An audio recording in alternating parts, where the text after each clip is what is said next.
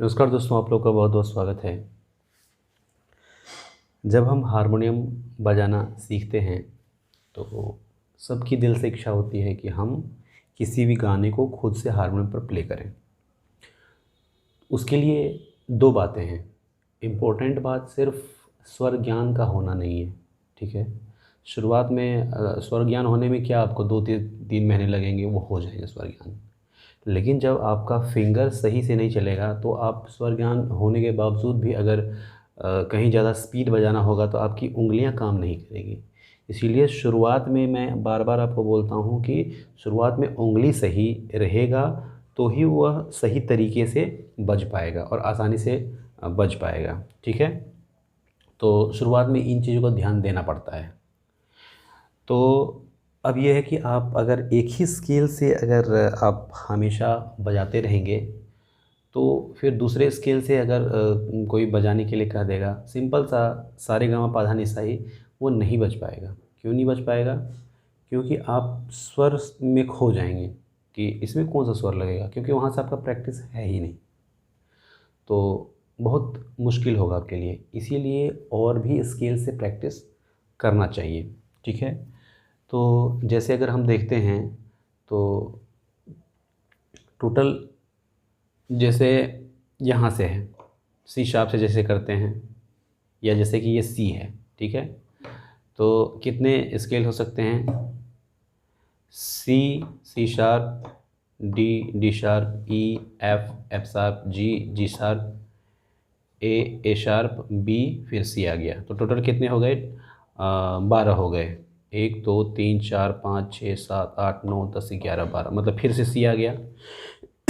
ठीक है।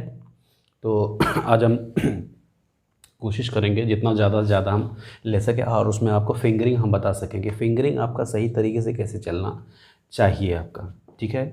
फिंगरिंग में आपको दो चीज़ ध्यान रखना है।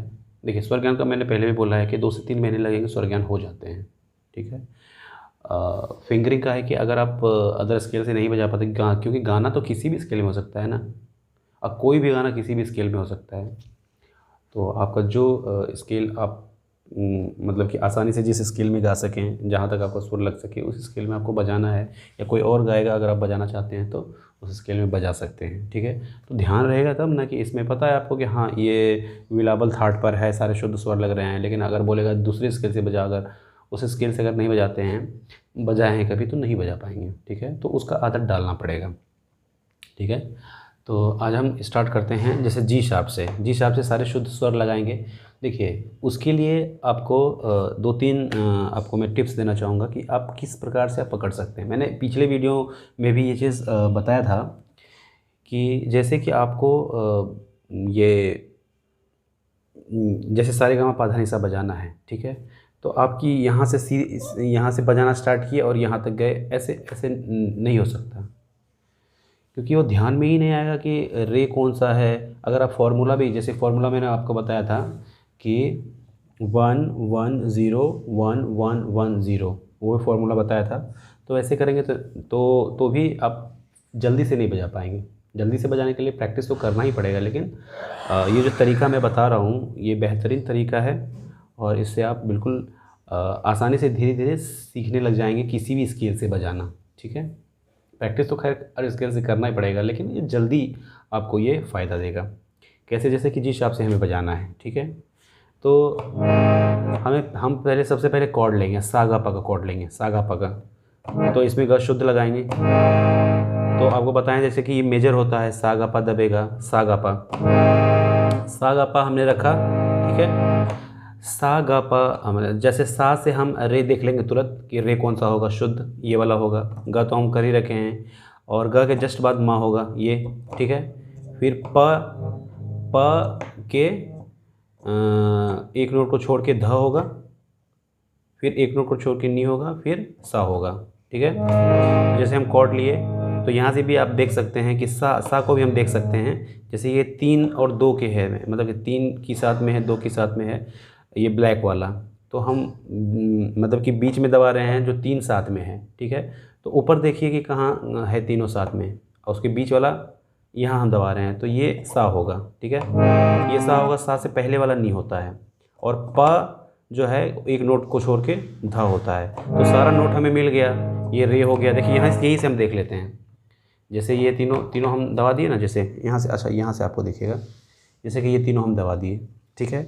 अगर ये सा है तो ये रे होगा, एक नोट को छोड़ के रे होगा, ये ध्यान कर लो। और फिर ये ग है तो ये वाला मा हो जाएगा, ठीक है। ये प है, ये ध हो जाएगा। अभी मैंने आपको बताया ये सा है तो ये बीच वाला आया ना, 3 की साथ में है, तो इसके ऊपर देखिए 3 की साथ में है, तो उसके बीच वाला ये हो गया सा से पहले वाला नी होगा, और प से आप ये धा। तो उसके बाद ये आपको सारा नोट अब दिख जाएगा। मतलब कि ऐसे प्रैक्टिस करना पड़ेगा, ऐसे नहीं दिख जाएगा, लेकिन प्रैक्टिस करना पड़ेगा आपको। तो उसके बाद बजा देंगे, क्योंकि ये इस तरीके से आप जल्दी से जल्दी मतलब कि आप बजा सकते हैं।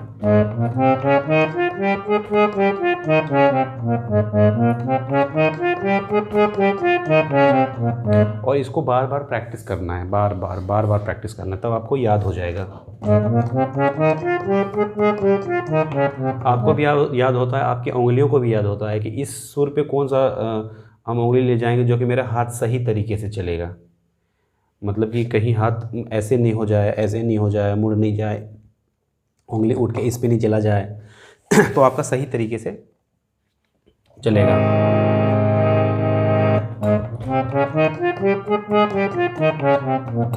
अब देखिए दूसरा स्केल देखते हैं। देखिए ये ले लिए ए मेजर, ठीक है। यहाँ से आपको सारा नोट दिख रहा है, रेड दिख रहा है आपको, म दिख रहा है, ये धा हो गया, ठीक है। और अगर ये है आपका सा तो ये नहीं हो गया, ठीक है। तो बजा देंगे।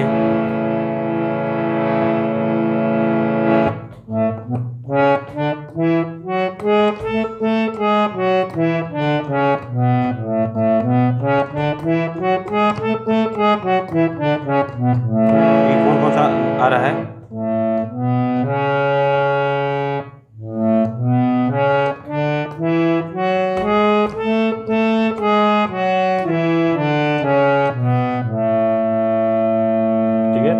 अब देखिए हाफ नोट और आगे बढ़ते हैं, ए शार्प।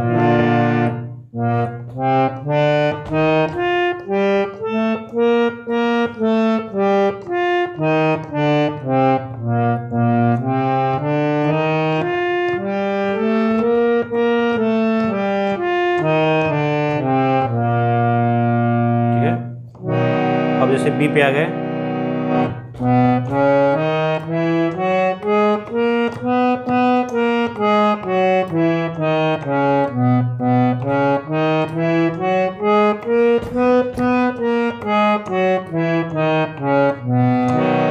अब जैसे सी पे आ गए, पहले सबसे पहले कॉर्ड ले लिए,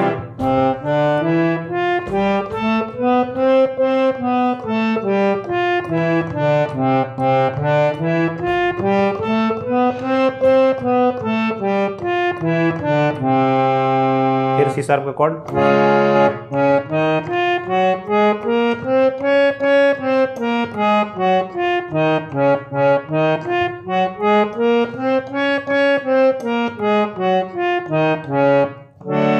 फिर डी का,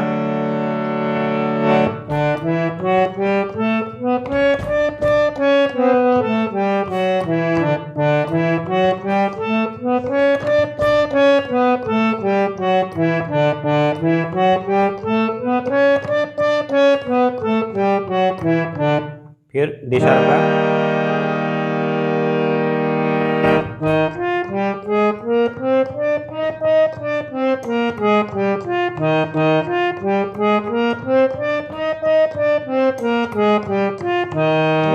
अब ई का,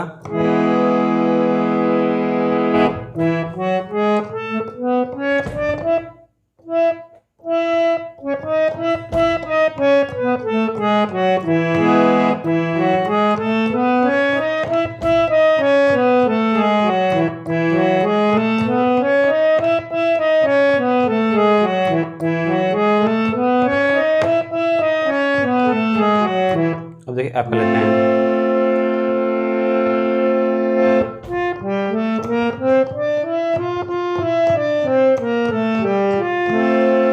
एफ में जो है एक सिर्फ ब्लैक नोट लगा और सारे वाइट नोट लगे हैं, और सी में सारे वाइट नोट लगे हैं।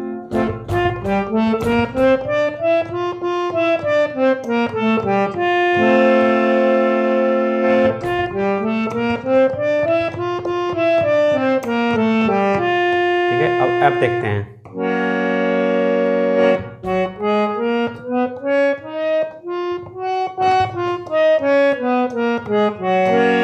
और एफ शार्प में इसमें ज़्यादा ब्लैक नोट लगे हैं, वाइट कम लगे हैं।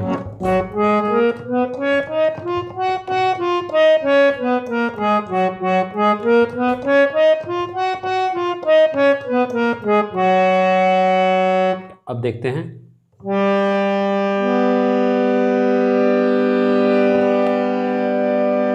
जी,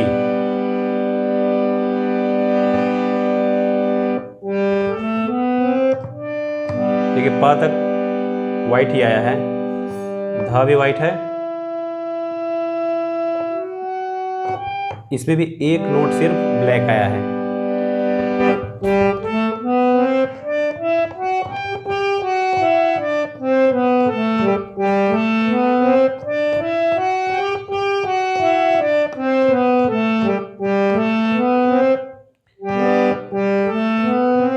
देखिए मतलब कि थंब से स्टार्ट करना है, क्योंकि अगर सिर्फ वाइट वाइट आता है तो थोड़ा सा मुश्किल हो जाता है बजाना। तो थंब से स्टार्ट करना है, माँ पे ये थर्ड फिंगर आएगा, उसके बाद पा पे जो है इसको थंब को फिर चले आएंगे हम, ये ध्यान देना है, ठीक है। और फिर से वही जी शार्प आ गया।